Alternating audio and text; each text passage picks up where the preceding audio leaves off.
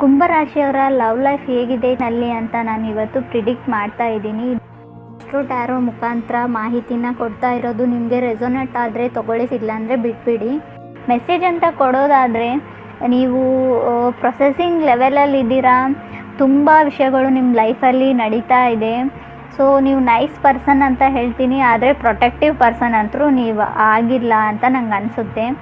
ಲೈಫಲ್ಲಿ ಚೇಂಜಸ್ಗೋಸ್ಕರ ವೇಟ್ ಮಾಡ್ತಾ ಇದ್ದೀರಾ. ಫಸ್ಟ್ ಕಾರ್ಡ್ ನನಗೆ 2 ಆಫ್ ವಾಂಡ್ಸ್ ಬಂದಿರೋದ್ರಿಂದ ನಿಮಗೆ ತುಂಬ ವಂಡ್ರಿಂಗ್ ಇದೆ. ಲೈಫಲ್ಲಿ ತುಂಬ ಆಶ್ಚರ್ಯ ಆಗ್ತಾ ಇದೆ. ಯಾಕಂದರೆ ನಾನು ಏನು ಮಾಡಲಿ, ನಾನು ಏನು ಮಾಡ್ತಾಯಿದ್ದೀನಿ, ನಾನು ಎಲ್ಲಿದ್ದೀನಿ, ಏನೋ ಆ ಥರ ನಿಮ್ಮ ಮೈಂಡಲ್ಲಿ ಕ್ವಶನ್ಸ್ ಬರ್ತಾ ಇರುತ್ತೆ ಅಂತ ನಂಗೆ ಅನಿಸುತ್ತೆ. ಏನೋ ಮೂಮೆಂಟ್ ಇಲ್ಲ ಲೈಫಲ್ಲಿ ಅನ್ನೋದು ನಿಮ್ಮ ನಂಬಿಕೆ. ನಿಮ್ಮ ಪ್ರಕಾರ ನಿಮ್ಮ ಕನೆಕ್ಷನ್ ಇದ್ದದ್ದು ಆನ್ಲೈನ್ ಕನೆಕ್ಟ್ ಆಗಿದ್ರಿ, ನೀವು ಆನ್ಲೈನ್ ಕನೆಕ್ಷನ್ ಇತ್ತು. ಅದರ್ ಪರ್ಸನ್ಗೋಸ್ಕರ ನೀವು ವೇಟ್ ಮಾಡ್ತಾ ಇದ್ದೀರಾ. ನೀವು ಮಾಡ್ತಾ ಇರ್ಬೋದು, ಅಥವಾ ಅದರ್ ಪರ್ಸನ್ನೇ ನಿಮ್ಗೆ ವೇಟ್ ಮಾಡ್ತಾ ಇರ್ಬೋದು. ನೀವು ಮೆಸೇಜ್ ಮಾಡ್ತೀರಾ, ಟೆಕ್ಸ್ಟ್ ಮಾಡ್ತೀರಾ ಅಂತ. ಅವ್ರು ಯಾವಾಗಲೂ ನೀವೇ ಹುಡುಕ್ತಾ ಇರ್ಬೋದು, ಏನೋ ಹುಡುಕ್ತಾ ಇರ್ತೀರ ಲೈಫಲ್ಲಿ, ಅಥವಾ ಅವರು ಆ ಥರ ಇರ್ಬೋದು ಅದರ್ ಪರ್ಸನು.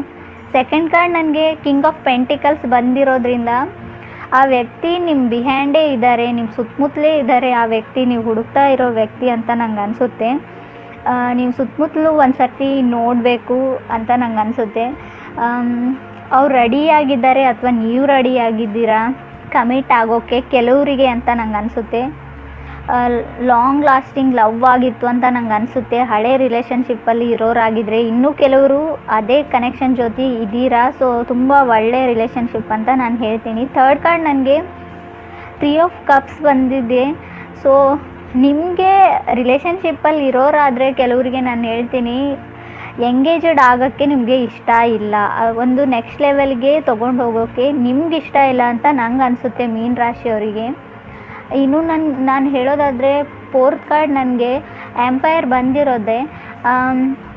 ಎಂಪೈರ್ ಬಂದಿರೋದ್ರಿಂದ ನನಗನ್ಸುತ್ತೆ ಅವ್ರು ರೆಡಿ ಆಗಿದ್ದಾರೆ. ಅದರ್ ಪರ್ಸನ್ ಆಗಿರ್ಬೋದು, ಅಥವಾ ನೀವಾಗಿರ್ಬೋದು. ಅವ್ರು ಮೇ ಬಿ ಆರ್ಮಿಯಲ್ಲಿರ್ಬೋದು, ಅಥವಾ ಬಿಸ್ನೆಸ್ ಇರ್ಬೋದು, ಅಥವಾ ಅವ್ರ ಹೋಟೆಲ್ ಬಿಸ್ನೆಸ್ ಶೆಫ್ ಕೂಡ ಆಗಿರ್ಬೋದು.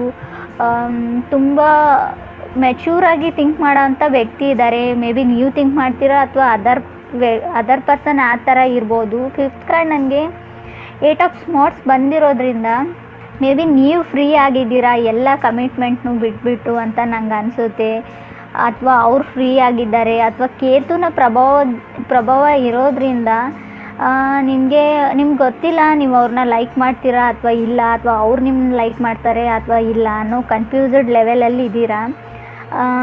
ನೀವು ಟ್ರೈ ಮಾಡ್ತೀರಾ ಅಂತ ನೀವು ಅಂದ್ಕೊಂಡಿದ್ದೀರಾ, ಏನೇ ಆಗಲಿ ನಾನು ಟ್ರೈ ಮಾಡ್ತೀನಿ ಅಂತ.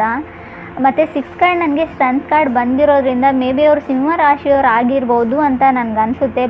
ಕಿಂಗ್ ಆಫ್ ಪೆಂಟಿಕಲ್ಸ್ ಬಂದಿರೋದ್ರಿಂದ ಅವರು ಮೇ ಬಿ ಮಕರ ರಾಶಿಯವ್ರು ಆಗಿರ್ಬೋದು, ಅಥವಾ ಕನ್ಯಾ ರಾಶಿಯವ್ರು ಆಗಿರ್ಬೋದು, ಅಥವಾ ವೃಷಭ ರಾಶಿಯವ್ರು ಕೂಡ ಆಗಿರ್ಬೋದು. ಸ್ಟ್ರಾಂಗಾಗಿ 6 ಕಾರ್ಡ್ ನನಗೆ ಸ್ಟ್ರೆಂತ್ ಕಾರ್ಡ್ ಬಂದಿರೋದ್ರಿಂದ ಸಿಂಹ ರಾಶಿಯವ್ರು ಆಗಿರ್ಬೋದು.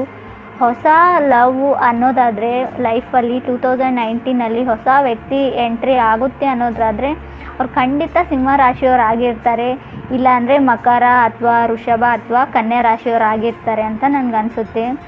ತುಂಬ ಒಳ್ಳೆ ವ್ಯಕ್ತಿ ಅಂತ ನಂಗೆ ಅನಿಸುತ್ತೆ ಸಿಂಹ ರಾಶಿಯಲ್ಲಿರೋರು. ಕೈಂಡ್ ಹಾರ್ಟೆಡ್, ತುಂಬ ಎಲ್ರಿಗೂ ಒಳ್ಳೆಯದಾಗಲಿ ಅಂತ ಮನಸ್ಥಿತಿ ಇರೋವಂಥ ವ್ಯಕ್ತಿ. ಕೆರಿಯರ್ ಓರಿಯೆಂಟೆಡ್ ಕೂಡ ಇದ್ದಾರೆ. ಅದರ್ ಪರ್ಸನ್ ಆಗಿರ್ಬೋದು, ನೀವಾಗಿರ್ಬೋದು. ಅವರು ಕಮಿಟ್ಮೆಂಟ್ನ ತುಂಬ ಸೀರಿಯಸ್ ಆಗಿ ತೊಗೋವಂಥ ವ್ಯಕ್ತಿ ಇದ್ದಾರೆ. 9 ಆಫ್ ಹಾರ್ಟ್ಸ್ ಕೂಡ ಬಂದಿದೆ 7th ಕಾರ್ಡು.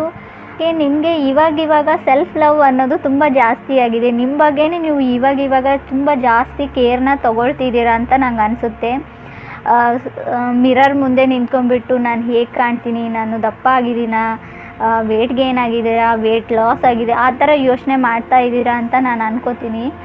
ಮೇ ಬಿ ಇದು ನಿಜ ಇರ್ಬೋದು, ಇಲ್ಲದೆ ಇರ್ಬೋದು. ನನಗನ್ಸಿದ್ದು ಮೇ ಬಿ ನೀವು ಪಾರ್ಲರ್ಗೆ ಅಥವಾ ಸೆಲೂನ್ಗೆ ರೀಸೆಂಟಾಗಿ ಹೋಗಿ ಬಂದಿರ್ಬೋದು, ಅಥವಾ ಹೋಗಬೇಕು ಅಂತ ಅಂದ್ಕೊಂಡಿರೋರು ನೀವು ಖಂಡಿತ ಮಾಡ್ತೀರಿ. ಇದು ಒಂದು ಅವೇಕನಿಂಗ್ ಅಂತ ನಾನು ಹೇಳ್ತೀನಿ 2019ನಲ್ಲಿ.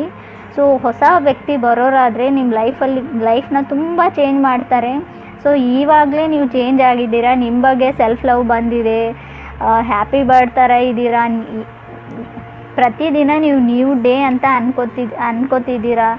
ತುಂಬ ಚೇಂಜಸ್ನ ನಾನು ನೋಡ್ತಾ ಇದ್ದೀನಿ. ನನಗೆ 10th ಕಾರ್ಡ್ ಬಂದುಬಿಟ್ಟು ತುಂಬ 10 ಆಫ್ ಪೆಂಟಿಕಲ್ಸ್ ಬಂದಿದೆ. ತುಂಬ ಕಮಿಟ್ಮೆಂಟ್ ಖಂಡಿತ ಇದೆ ಈ ವರ್ಷ ಅಂತ ನನಗನ್ಸುತ್ತೆ. ಮೇ ಬಿ ಜುಲೈನಲ್ಲಿ ಹೊಸ ವ್ಯಕ್ತಿ ಬಂದರೆ ಜುಲೈನಲ್ಲಿ ಅಥವಾ ಹಳೆ ರಿಲೇಷನ್ಶಿಪ್ ಇದ್ದರೂ ಕೂಡ ಜುಲೈಯಲ್ಲಿ ಮೇ ಬಿ ನಿಮ್ಮ ಮ್ಯಾರೇಜ್ ಆಗ್ಬೋದು ಅಥವಾ ನೀವು ಹೊಸ ವ್ಯಕ್ತಿ ಜೊತೆ ಜುಲೈಯಲ್ಲಿ ಕಮಿಟ್ ಆಗ್ಬೋದು ಅಂತ ನನಗೆ ಅನಿಸುತ್ತೆ. Thank you. ನನ್ನ ಚಾನಲ್ಗೆ ಸಬ್ಸ್ಕ್ರೈಬ್ ಮಾಡೋದು